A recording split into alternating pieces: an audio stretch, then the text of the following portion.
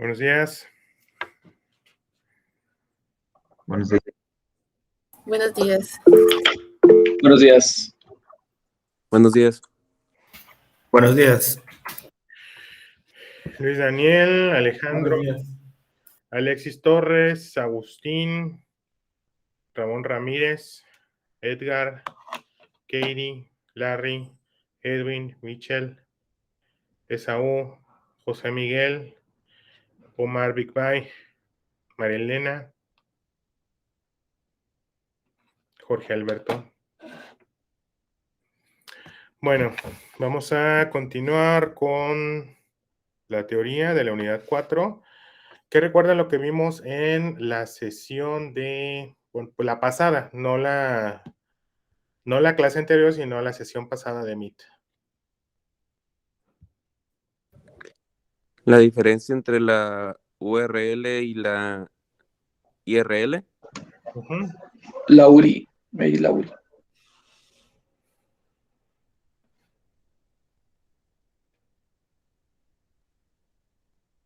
¿Algo más?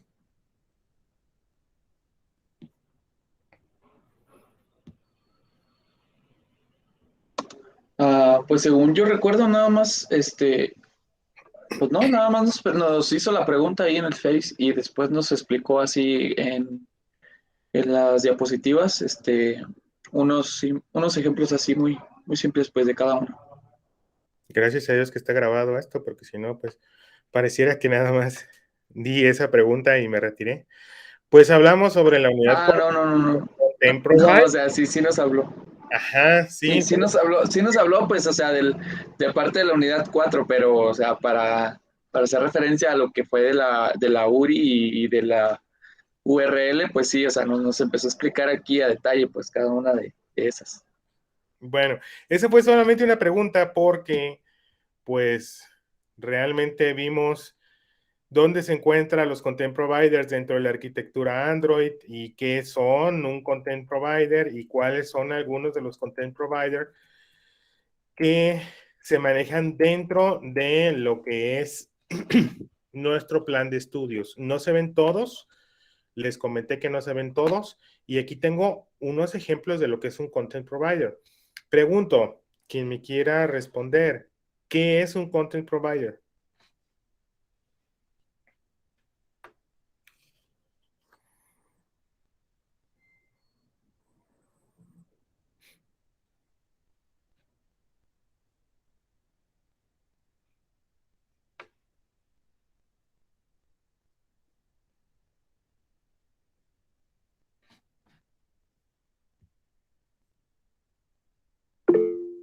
Michelle.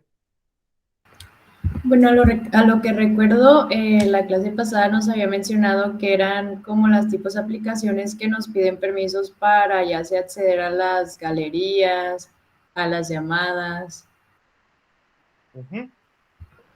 Bueno, las aplicaciones que usan una base de datos predeterminada que trae Android, que no pertenece a ningún tercero, sino que es local, es un content provider. Y mencioné que existían pequeñas tablas a las cuales nuestras aplicaciones de Android pueden hacer acceso, como son los contactos, los SMS y las llamadas. Y di ejemplos de algunos programas que se utilizan para el copiado de contactos o para rechazar llamadas, etcétera, ¿no? De hecho, ustedes ya utilizaron un content provider en el día de ayer que programaron lo que son los SMS. ¿Alguien que me platique al respecto?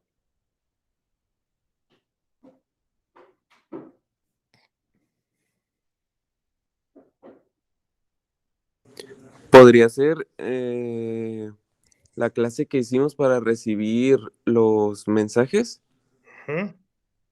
porque ese fue una clase que nosotros hicimos, se podría decir de cero, en donde no estábamos usando un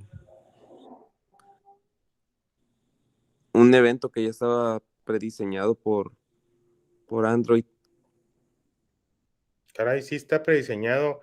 Utilizaste una URI que fue los mensajes entrantes, utilizaste un servicio que es precisamente un broadcast para acceder a esa opción, que son los mensajes entrantes,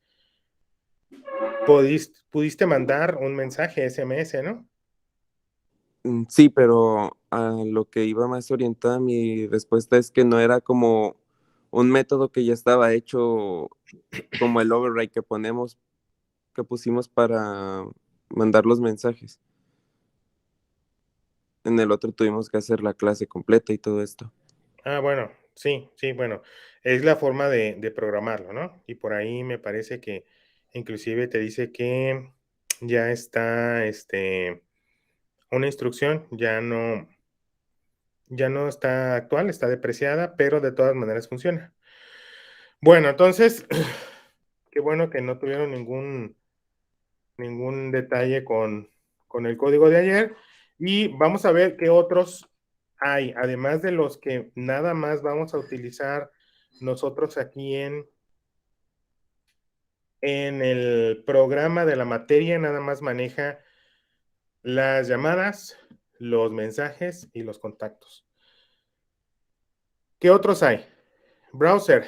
Bueno, alguien que me ayude a leer, por favor. Alguien que me ayude. A ver. Katie, ¿nos puedes hacer favor de apoyarnos con la lectura? Sí, ok. Browser. Posibilita la lectura o modificación de bookmarks o marcadores, historial de navegación o búsquedas realizadas. ¿Continúo? Sí, por favor. Ok. Call log. Permite el acceso al registro de llamadas para tanto visualizar el historial como poder modificarlo. Llamadas entrantes y salientes. Muy bien, muchas gracias. Entonces, esto ya lo habíamos nosotros mencionado, el de las llamadas, pero no el de navegación. Ah, no, me parece que yo sí lo mencioné. Dije que también los marcadores o los favoritos que nosotros los conocemos, se podía acceder y ver cuáles hay. Inclusive puedes agregar favoritos. Puedes, por ejemplo, si tu aplicación tiene una página web, puedes, dentro del navegador del teléfono de tu usuario, puedes ponerle la dirección de tu sitio en el cual pudiera obtener, no sé, alguna suscripción o algún beneficio adicional o comprar algo, ¿sí? Alguna tienda que tengas que tenga que ver con tu aplicación. Le voy a pedir de favor a Ramón si me ayuda a leer toda esta diapositiva. Claro. Ejemplos de Content Provider. Setting, Ay, güey, me asustó. Perdón, algo pasó por aquí. Proporciona acceso a las preferencias del dispositivo, Media Store, acceso a los recursos multimedia del dispositivo, imágenes, audio, videos, etcétera. Contacts, permite el acceso a la lista de contactos, tanto para leer, modificar o guardar nuevos contactos. Y los SMS, permite acceso a bandejas de mensajes cortos. Muy bien, muchísimas gracias. Pues yo creo que no hay duda respecto a estas dos diapositivas, solo son ejemplos de toda la gama que hay, inclusive al diccionario de el teléfono. Ya ves que tú escribes una palabra que no reconoce, te la marca con rojo y si el diccionario no la trae, la puedes agregar para que en lo sucesivo pues conozca él esa palabra. Entonces también es un content provider y también se puede hacer acceso a ellos. El ciclo de vida de un content provider me va a ayudar a leer. Déjenme ver. Caray, nomás tengo 7 alumnos. Es un poquito, ¿no? Yo, ¿Quién dijo yo? ¿Edgar? sí. Ok, por favor. Ciclo de vida de un content provider. Describimos los elementos que intervienen en el ciclo de vida de un content provider, que podemos resumir en las siguientes 3 etapas. Se inicializa por primera vez cuando el método onCreate es invocado, es decir, es activado por un content resolver.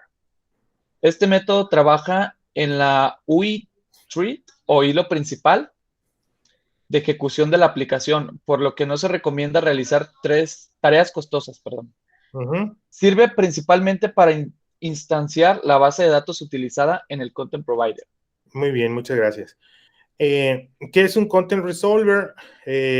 Básicamente, si el Content Provider es el acceso a la base de datos, el Content Resolver es el objeto que realiza las transacciones. Es decir, el insertar, el borrar, el consultar, lo hace el Content Resolver. Y si ustedes recuerdan, tanto en la base de datos de SQLite como en la de Firestore, un objeto era el que hacía acceso a la base de datos o a la conexión en el caso del Firestore, y otro era el que realizaba el insert y el query y etcétera. Entonces es por eso que también aquí tienen esa diferenciación, o sea, son dos diferentes. Nosotros ya habíamos hablado acerca del User Interface Treat. ¿Quién me recuerda cómo lo ejemplifiqué al momento de que vimos precisamente hilos en esta materia?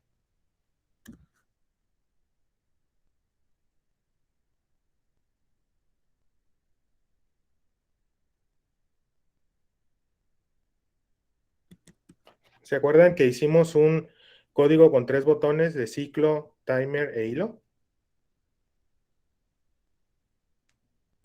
Sí. ¿Y qué pasó en ese ejercicio?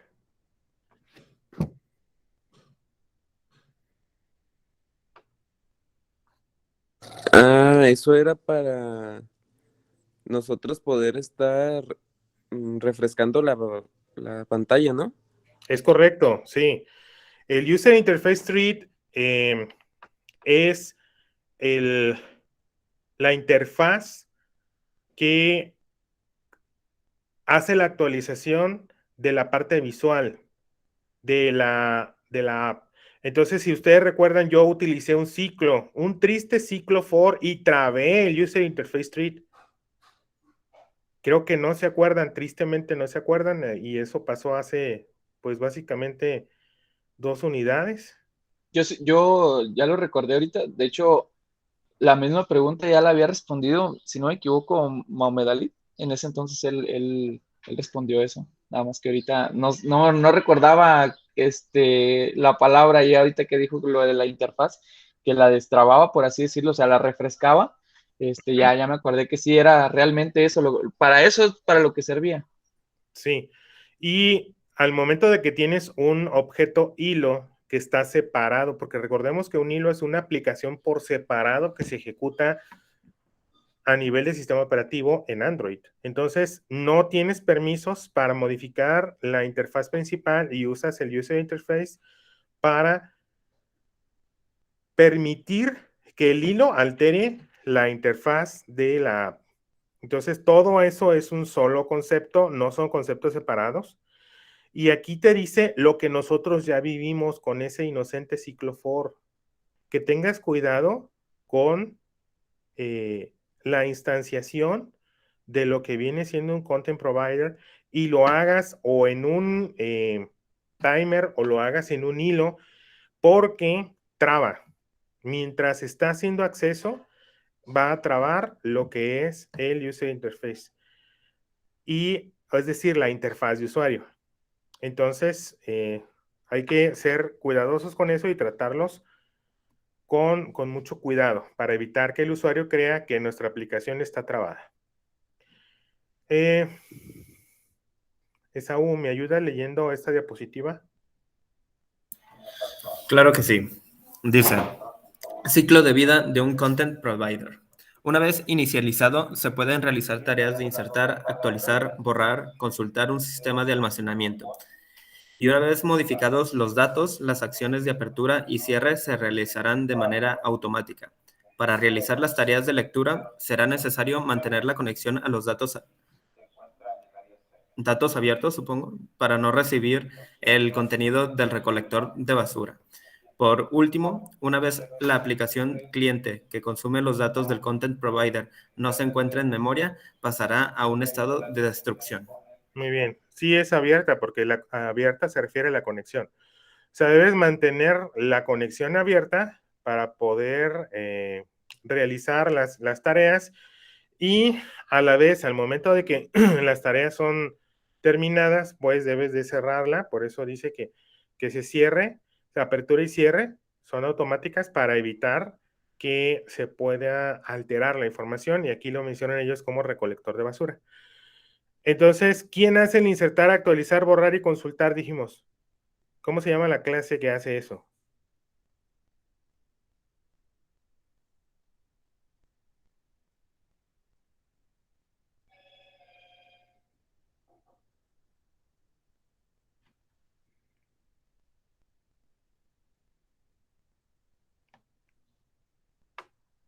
Vuelvo a preguntar. El content provider es el que realiza el acceso a, y las transacciones, ¿quién las hace?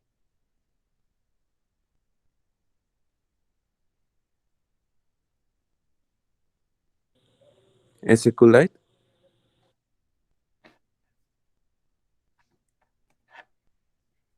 ¿El Content Resolver? Muy bien, el content resolver. Entonces, chavos, están aquí conectados, pero no me están haciendo caso. Es muy fácil darse cuenta. Están ahí, están tal vez con los audífonos, están tal vez con los ojos en las diapositivas. A lo mejor hasta me ayudan a leer algunos de ustedes, pero no tratan de comprender lo que estoy diciendo. Entonces, eso pues definitivamente hace que no se acuerden de las cosas. Muy bien. Aquí está un gráfico, el cual pues básicamente nos explica lo que acabamos de leer, que es el proceso de que se inicia la aplicación y se invoca el onCreate, pero del content provider. Y bueno, gracias a eso, al content provider, pues tú ya vas a poder tener acceso a la base de datos interna de tu teléfono, que esa base de datos, entre otras, tiene tablas para llevar el control de las llamadas entrantes, llamadas salientes, y de esas llamadas entrantes, cuáles fueron contestadas y en qué hora, minuto y día del año fueron contestadas. O sea, tiene mucha información el callback. Y si fue contestada o no fue contestada. Acá de tus contactos, pudieras tener el teléfono, pudieras tener la fotografía en caso de que lo guardes de manera local o lo guardes en la nube, porque ya hay varias maneras de guardar los contactos. La puedes guardar en tu teléfono directamente, lo puedes guardar en tu SIM, lo puedes guardar en en la nube, dependiendo de si estás en iOS o si estás en Android, pero los dos tienen el servicio de que se guarde en la nube. O los SMS, que son los ejemplos que nos pide que programemos aquí en esta unidad. Entonces puedes hacer queries, es decir, consultas, borrar, hacer una actualización o hacer una inserción de estas pequeñas tablas. Y te dice que una vez que hagas lo que tengas que hacer con el Content Resolver, pues tiene que destruirse. Creo que la parte del gráfico está mucho más sencilla de ver y de entender. ¿Alguna duda?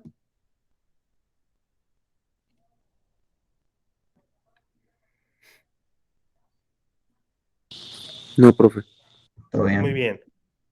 Les pedí que leyeran acerca del GPS y de los mapas, las capas sobre todo que maneja los mapas. Entonces, y darnos cuenta si tiene un costo o si no tiene un costo, o si es el único servicio Google que nos ofrece mapas y trazado de rutas y todo lo demás. Entonces, soy todo oídos, escucharlos, qué leyeron acerca de GPS, qué leyeron acerca de las direcciones, más bien de los valores que me obtiene el uso del GPS y de la API GPS que ya trae precargada Android.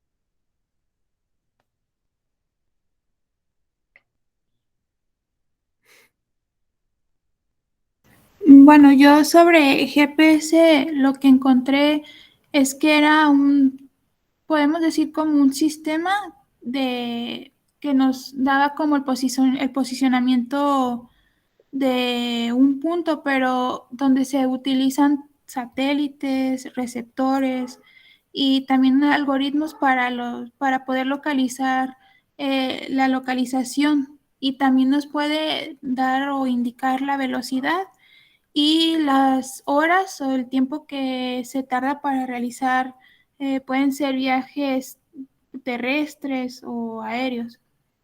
Y pues lo que yo también encontré es que decía que principalmente utilizaba 24 satélites para poder pues mandar como la localización del lugar.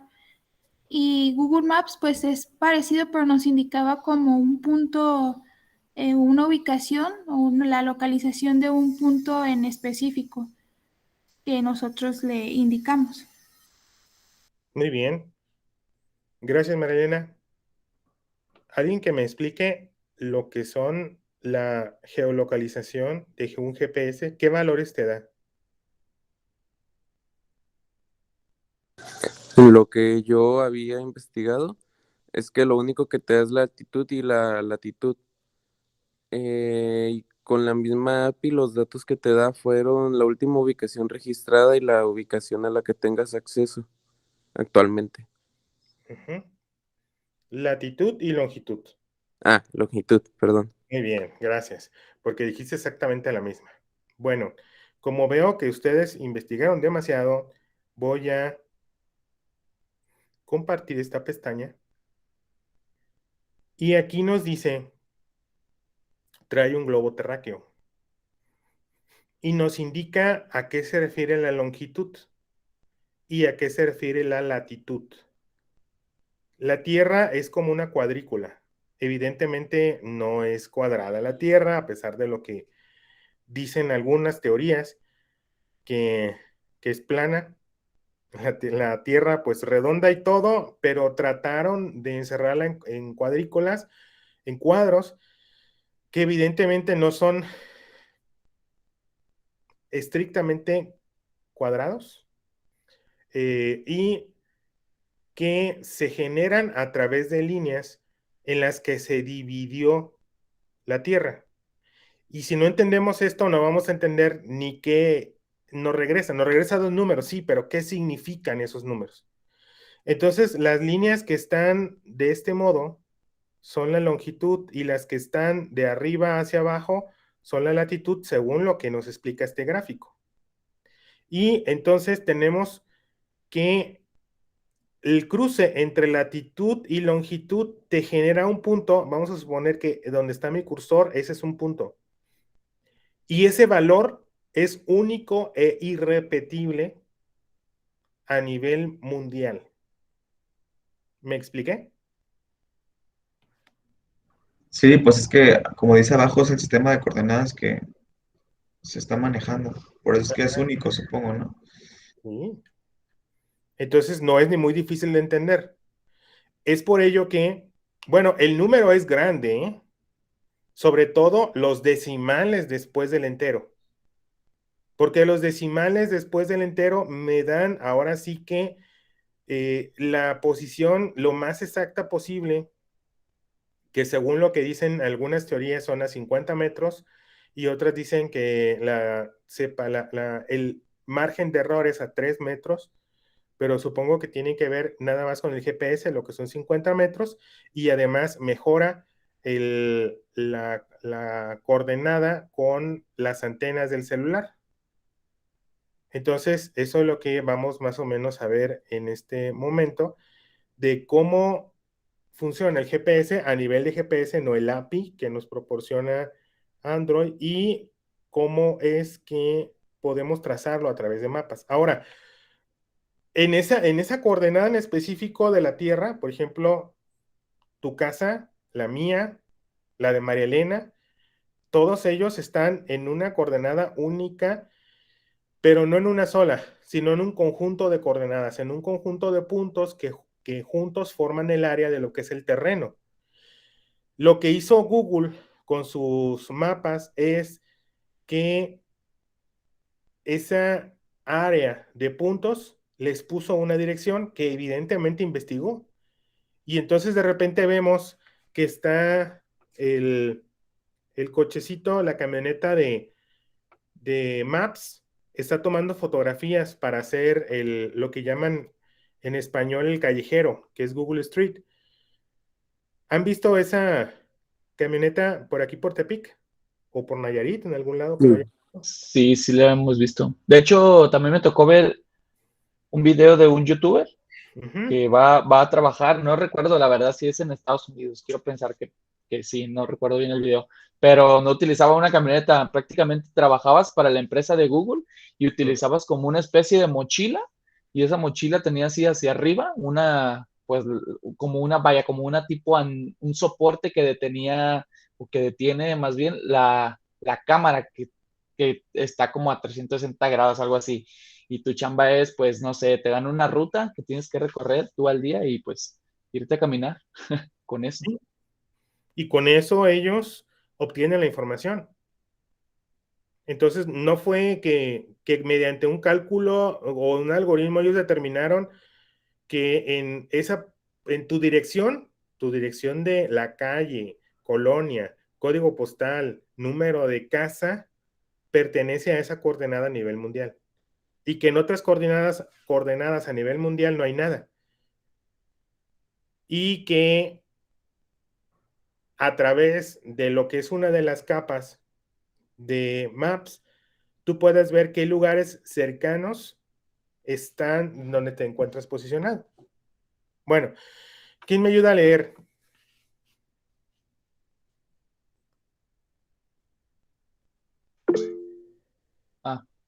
Michelle, pues tú. ¿Cómo funciona el GPS de tu celular? La red de GPS tiene un total de 27 satélites orbitando la Tierra, de los cuales se utilizan 24 de forma activa y otros 3 funcionan como refuerzo en el caso de que alguno de los activos falle. Esta red está repartida de tal manera que en cualquier sitio al que vayas puedas tener conexión directa con varios de estos satélites. Muy bien, muchas gracias. El que también había levantado la mano.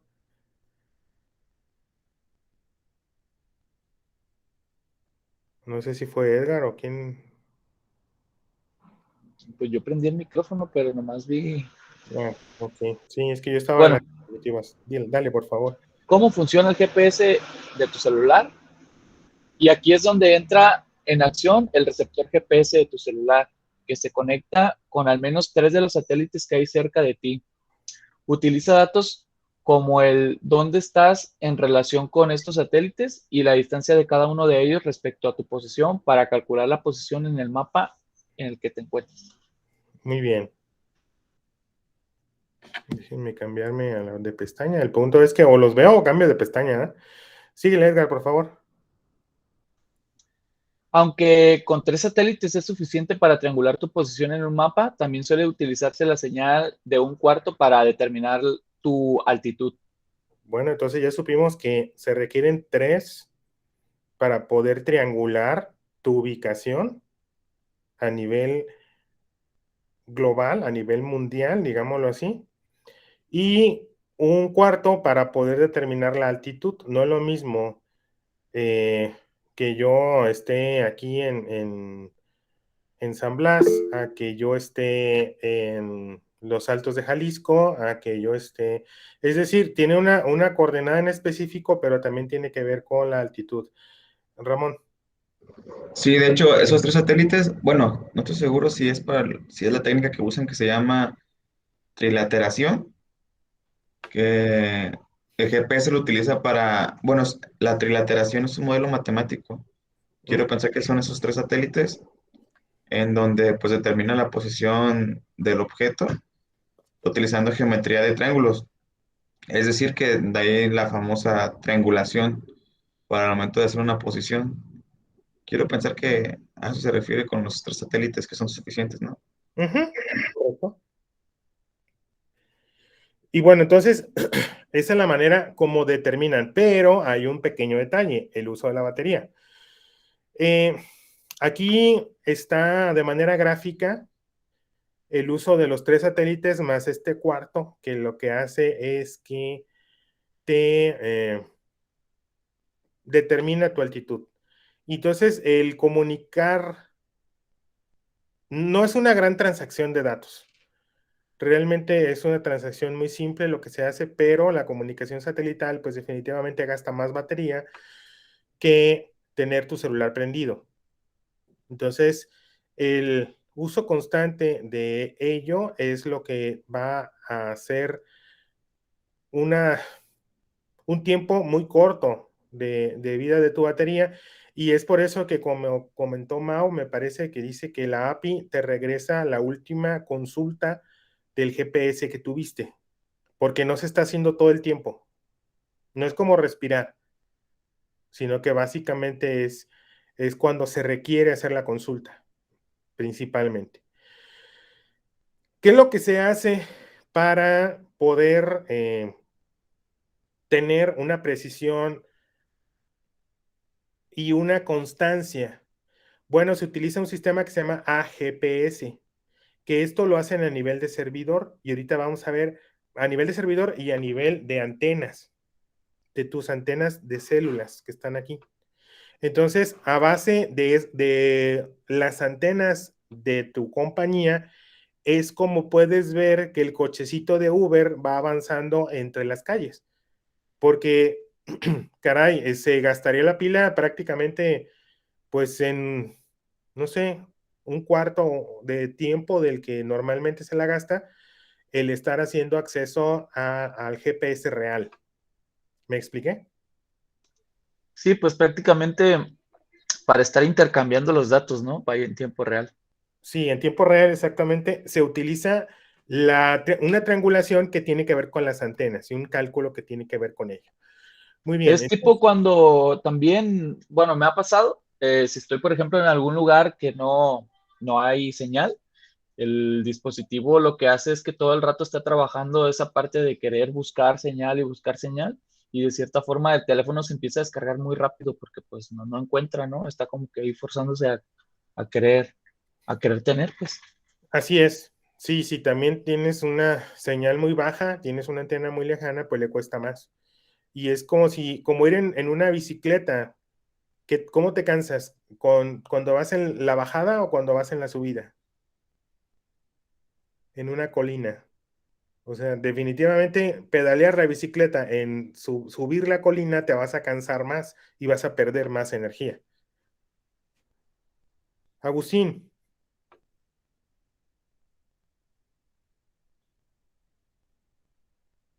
Sí, ¿cómo estás? bien, Qué bueno. gracias. ¿Vas entendiendo bien lo que estoy platicando? Sí, del GPS sí. Muy bien. ¿Nos ayudas a leer la tecnología de soporte que es la AGPS?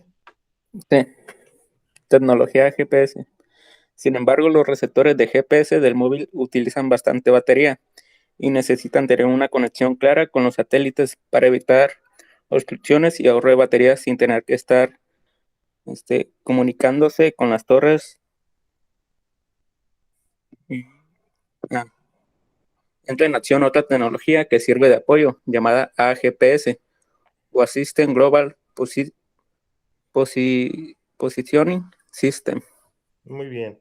Síguele, por favor.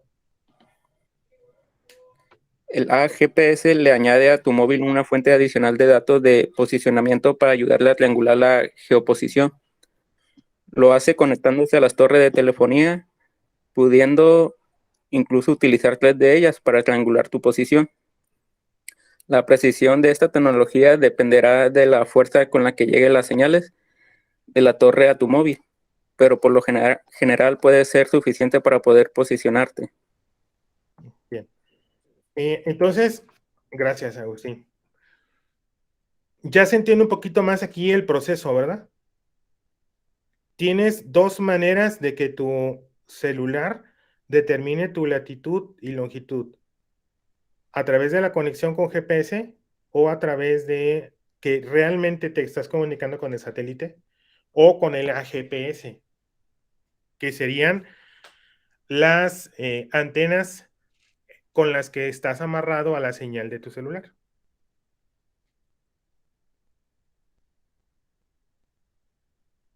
¿Dudas? Entonces depende mucho también de la señal telefónica que te llegue, la precisión que tiene el GPS. Sí.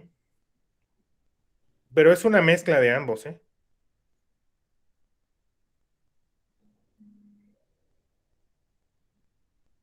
Es decir, se utilizan las dos. Ahora, esa como antena parabólica, ¿la están viendo? Sí. Entonces, bueno, si hubiese por ahí alguna desincronía o cualquier cosa, tu celular se comunica con las antenas con tu proveedor de servicio, el cual se comunica con el servidor de AGPS que está conectado a los satélites de manera directa. Él sí está conectado todo el tiempo a los satélites a través de esa antena parabólica. Entonces, el CPU que se ve que dice AGPS Server es el que es el que realmente da la conexión y hace las veces de la antena de tu celular GPS, o más bien, la antena GPS de tu celular. Y si te fijas, hay una línea que se comunica con lo que dice MSC, y esta a su vez tiene líneas que se comunican con las antenas celulares, que ahora sí, a nivel de aire, se comunican con tu celular. Entonces, de una manera directa o indirecta, de cualquier manera, estamos obteniendo la posición o la geolocalización de latitud-longitud respecto a los satélites.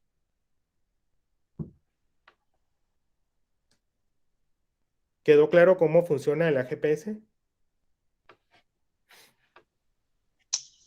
Sí, nada más, bueno, respecto a la pregunta que hizo Brian ahorita, por ejemplo, pues obviamente, ¿no? Si queremos utilizar, dijera usted, el Google Maps, estamos pues accediendo al GPS de los satélites, ¿no? Porque nos va a mandar nuestra posición en el mapa. Pero requiere de las antenas, ¿no? O sea, requiere también del AGPS para su uso, ¿no? Sí, bueno, No puedes, quiero pensar que no puedes utilizar como tal una así nada más porque están conectadas unas con otras, ¿no? O sea, a fuerzas, o más bien indirectamente como que haces uso de las dos, ¿no? Sí, sin darte cuenta y de manera automática. Ah, ok, sí, es que quería entender pues esa parte de que si era así, pues, o que si Nada como más. tal nada más hacías, que pensé que como tal hacía referencia a una o depende del uso que estés dándole o como tal a la otra, pero no, o sea, realmente haces uso de ambas indirectamente. A lo mejor una te sirve más, pero no te estás dando cuenta que realmente para utilizar ese servicio estás dependiendo del otro. Más o menos. No, en una ocasión iba en un vuelo y uno de mis familiares con quien yo iba, eso no se debe de hacer. Desconozco qué tanto interfiera en los sistemas de navegación, pero te piden que desactives tu celular y lo dejes en modo avión. Él lo que hizo fue que no lo puso en modo avión, sino que desactivó los datos y dejó encendido lo que viene siendo el GPS. Y a nivel de maps, sí íbamos viendo el avance del avión en lo que viene siendo la conexión GPS que tenía. Entonces, a nivel de avión, cuando él íbamos volando y me muestra eso, yo en ese momento no entendí, hasta creí que era una broma lo que me estaba haciendo, porque le dije, pero ¿cómo? Si se supone que estás desactivado y aquí no alcanza la antena del celular, no puedes hacer llamadas. Entonces, ¿cómo es posible que me estés mostrando el tiempo más bien lo que hemos recorrido desde Guadalajara hasta el punto en el que íbamos? Y después, ya que empecé a leer ya concretamente, pues me di cuenta que lo que estaba haciendo el celular era que no estaba utilizando el AGPS, estaba utilizando solamente el GPS. porque tampoco era como que él lo consultara cada minuto, sino que pasaba media hora de vuelo y ya abría su celular y le avanzaba el puntito, le avanzaba hacia donde estábamos. O sea, se alcanzaba a ver de dónde había quedado el puntito de la última vez que abrió la pantalla de Maps y avanzaba el punto hacia donde estábamos actualmente. Entonces, no importa tu altitud y no importa otras características, a través de GPS sí puedes tener tu geoposición, sin lugar a dudas. Pero una cosa es los números que te da la API del GPS o AGPS y otra muy diferente pintarlo en un mapa. ¿Me expliqué?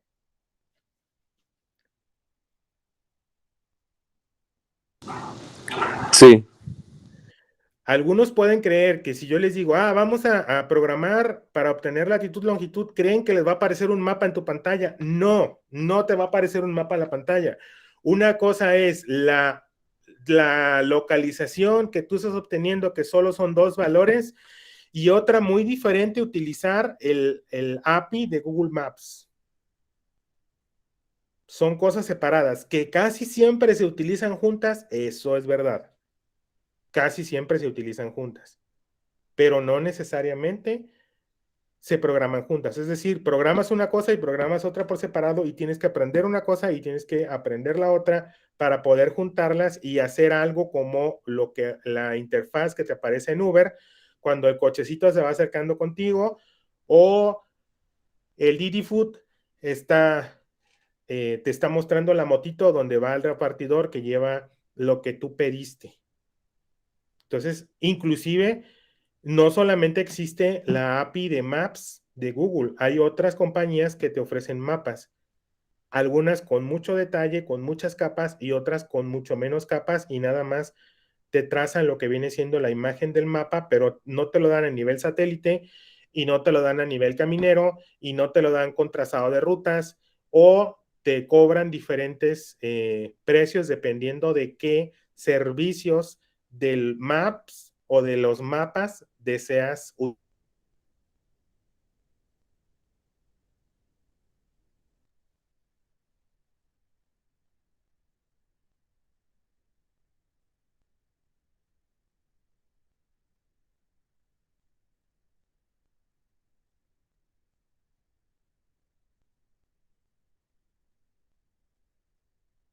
No, es el maestro.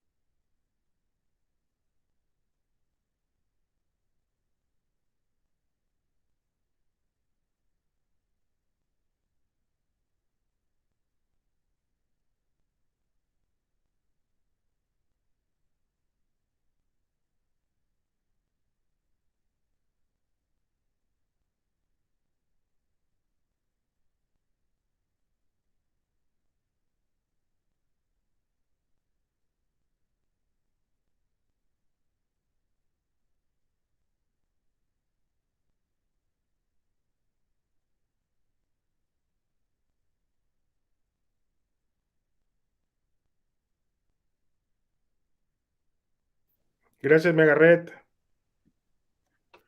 ¿Hasta dónde me escucharon?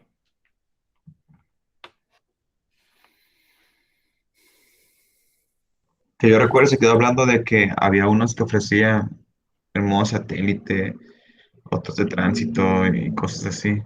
Y que Así es. había cierto costo, creo que si querías más, algo así comentó. Sí, por supuesto. O Y de sea, repente eso fue. no es una tarifa plana, sino que evidentemente ellos tienen que recuperar y tienen que ganar, porque son empresas, ¿eh? Entonces, pues no es tampoco muy caro, porque si no, pues no se pudiera pagar, ¿verdad? O se tendría que cobrar al momento de utilizar la aplicación, que los clientes la pagaran, pero sí hay costo. En algunos casos te dan el servicio gratis mientras esté en desarrollo la aplicación, pero una vez que la liberas, pues evidentemente tienen un costo, aunque sea significativo, pero lo hay. Les comentaba que me hagan favor esta tarde de entrar a Maps y ver todas las posibilidades.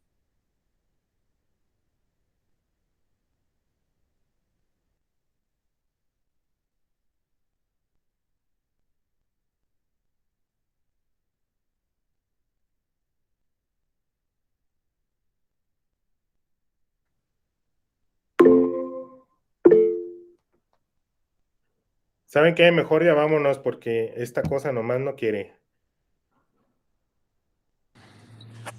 Nos vemos, profe. Sale, maestro. Adiós. Bye. Te lo recomiendo.